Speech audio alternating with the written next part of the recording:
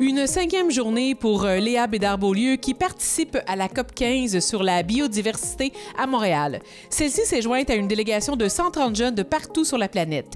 Il s'agit de la plus grande délégation officielle jeunesse dans l'histoire des COP. Bon matin, Léa! Une journée spéciale aujourd'hui?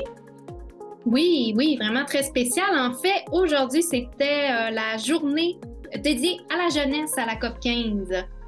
Parce que chaque jour, il y a un thème, c'est ça? Oui, en fait, hier, le thème, c'était le Québec. Donc, il y avait certaines activités qui étaient plus alignées vers ce thème-là.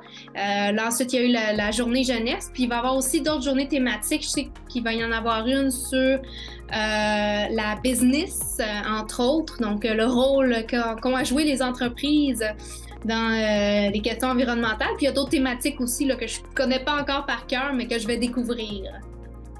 Et quelques opportunités pour des conversations de couloir aujourd'hui? Oui, ben là, en fait, on a réussi à rencontrer le ministre de l'Environnement du Canada, Steven Guilbeault, qui était présent aujourd'hui parce qu'il y avait une activité dans le pavillon du Canada, parce qu'il y a un pavillon, il y a certains pavillons dédiés à des pays au Palais des Congrès et Steven Guilbeault était présent et on a réussi à avoir une petite conversation avec lui. C'est sûr que c'était très court, on ne peut pas lui faire la liste de toutes nos demandes, mais on lui a rappelé premièrement de faire preuve d'ambition, d'être un ministre ambitieux parce qu'on croit que c'est important d'aller au-delà du standard, puis de dépasser ça pour devenir un vrai leader. Puis on lui a rappelé aussi que la jeunesse, on était là, on était présent, on le regardait, on le surveillait. Donc c'est ce qui résume notre petite conversation avec lui.